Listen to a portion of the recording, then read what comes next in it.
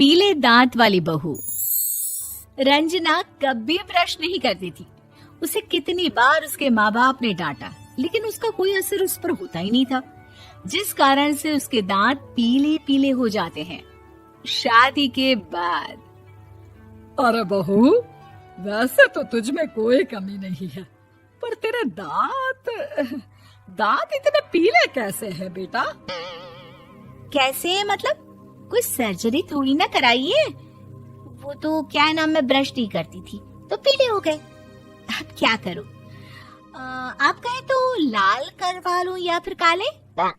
यार ये क्या है, क्यों माँ से लड़ रही हो? लड़ रही हूँ? अरे मैं लड़ रही हूँ या ये बोल रही है कि दांत पीले हैं, पीले। अरे तपस्या थोड़ी ना की है इन्हें पीले करने के लिए। बकायदा ब्रश नहीं किया है 20 साल तक, तब जाकर। छी, कैसी बात कर रही हो? ये उस वक्त तो पीले नहीं थे जब हम लोग तुम्हें देखने आए थे। अरे तब साफ करवा लिया होगा डेंटिस्ट के पास जाकर। अब देखो कैसे पीले पीले लग रहे हैं। रंजना सास की तरफ गुस्से से देखती है। फिर शुरू हो गई पीले पीले पीले। अरे पीले तो तब भी थे जब मेरे हाथ का रसगुल्ला उड़ा उड़ा कर खा रही थी और बोल रही थी, लड़की नहीं गुणों का खजाना दे रहे भाई साहब आप। खैर, अब वो लोग करते भी तो क्या करते, पीले दांत वाली बहू पल्ले पड़ी थी तो झेलना तो था ही। एक दिन कीर्तन में रंजना गाना गा रही थी। अरे कमला बहन, माँ का द्वार है, यहाँ तो सब शुद्ध होकर आते हैं, फिर अपनी बहू को ब्रश भी नहीं करवाती तुम। दूर से पीले पीले दांत भक्ति में बाधा उत्पन्न कर रहे हैं। अरे कोई 2 साल के बच्चे थोड़ी ना लेकर आई हूँ मैं बहू बनाकर। अच्छी खासी लड़की है, अरे कैसे करवाऊं ब्रश? ये तो उसे खुद करना चाहिए ना। अब माँ बाप तो इसके जैसे तैसे निपटा दिए, ये नहीं सोचा कि सास कैसे संभालेगी। सास बहू को लेकर घर आ जाती है, लेकिन सोच लेती है कि अब इसे लेकर कहीं नहीं जाएगी। अगले रोज बहू कहती है, अरे क्या हो गया, मंदिर नहीं जाना क्या? कीर्तन का वक्त हो रहा है। मेरी मधुर वाणी से कान्हा जी जागते हैं और सोते हैं। आप तो जानती है ना उनकी भक्ति में कितना मन लगता है मेरा। वो क्या है ना, तबीयत ठीक नहीं लग रही है मेरी, आराम करूंगी मैं। तबीयत ठीक नहीं लग रही? अभी तो मिथुन के गाने पर नाच रही थी आप, और अब बोल रही है कि तबीयत ठीक नहीं लग रही। अरे भक्ति में मन लगा लो सासू माँ, ऊपर जाना है, क्या मुंह दिखाओगी आप? हाँ? सास को बहू की बात पर गुस्सा आ जाता है। मैं क्या मुंह दिखाऊंगी, इसकी चिंता तो ना कर, समझी? अपने मुंह की चिंता कर, जो ये पीले पीले दांत लेकर हर जगह पहुंच जाती है। पता है लोग कितना मजाक बनाते हैं। ना जी ना, मैं नहीं जाना कहीं तेरे साथ। तो ये बात है। कोई ना, मत जाओ, मैं अपने कमरे में ही बैठकर भक्ति कर लूंगी। ऊपर वाला दांत थोड़ी ना देखता है, मन देखता है, भावना देखता है। और अरे बस बस, तू सब कुछ दिखा, बस ये सफेद चमकदार दांत ना दिखाना किसी को, है? जा यहाँ से। बहू को सास की बात का कोई फर्क नहीं पड़ता, वो तो जैसी थी वैसी ही रह जाती है। सुबह नहाकर किचन में खाना बनाना, फिर खाना खाना, कीर्तन भजन करना और सो जाना। एक दिन, माँ जी मैं सहेली के घर जा रही हूँ, शाम को लेट आऊंगी। हाँ हाँ तो जाना, मैंने कौन सा तेरी आरती करनी है घर पर बैठकर। रंजना सहेली के घर जाती है, जहाँ वो पार्टी में जाने की तैयारी कर रही होती है। अरे शिखा, कहाँ जाने की तैयारी कर रही है? मैं गलत वक्त पर आ गई क्या? अरे नहीं यार, उल्टा सही वक्त पर आई है।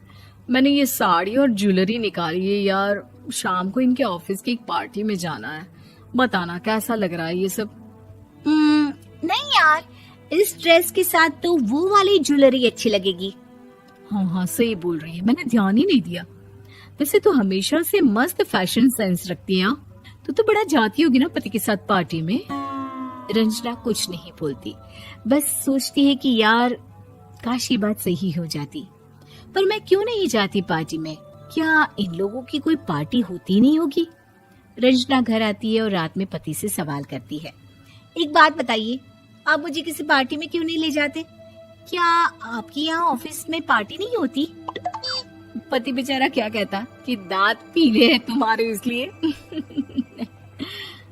अरे कोई पार्टी होती नहीं हम लोगों के ऑफिस में, तो कहाँ से लेकर जाऊं? और मार्केट, मॉल, कहीं वीकेंड घूमना, कहीं तो। अरे यार, सारे हफ्ते में एक छुट्टी मिलती है, तो सोचता हूँ कि आराम ही कर लूं। क्यों? रंजना मन मार के रह जाती है। पहले कभी सास के साथ मंदिर जाया करती थी, लेकिन वो भी सास ने ले जाना बंद कर दिया। घर बैठी बैठी रंजना बोर हो जाती है। तभी उसे आइडिया आता है और वो मायके जाने का सोचती है। सासू माँ, 2 दिनों के लिए मम्मी के घर जा रही हूँ। अच्छा ठीक है, आराम से जा।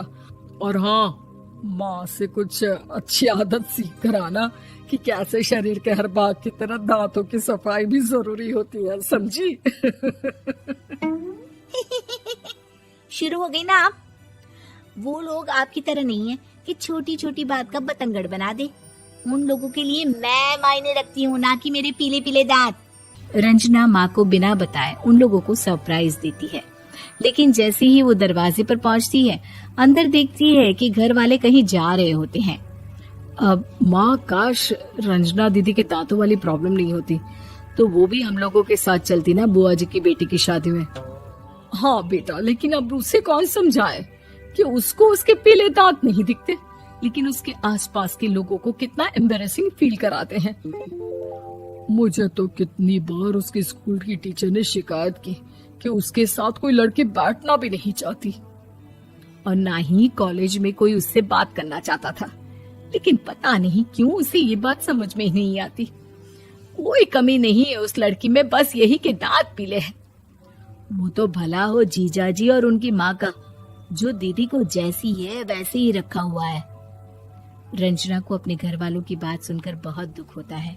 वो सोचती है कि वो क्या करे, लेकिन फिर वो सीधा डेंटिस्ट के पास जाती है, अपने दांत चमकाती है और कसम खाती है कि वो रोज ब्रश करेगी। अरे क्या हो गया? तुम तो 2 दिनों के लिए गई थी ना, पर कोई ना, अच्छा है, चलो आ गई तो। रंजना सास के सामने आकर खड़ी हो जाती है और पूरी स्माइल करती है, उसके चमकदार दांतों को दिखाती हुई। हैं? चले मंदिर? माँ, मुझे माफ कर दीजिए, मैंने आप लोगों को बहुत एम्बैरेसिंग फील करवाया। मैं आज से रोज ब्रश करूंगी।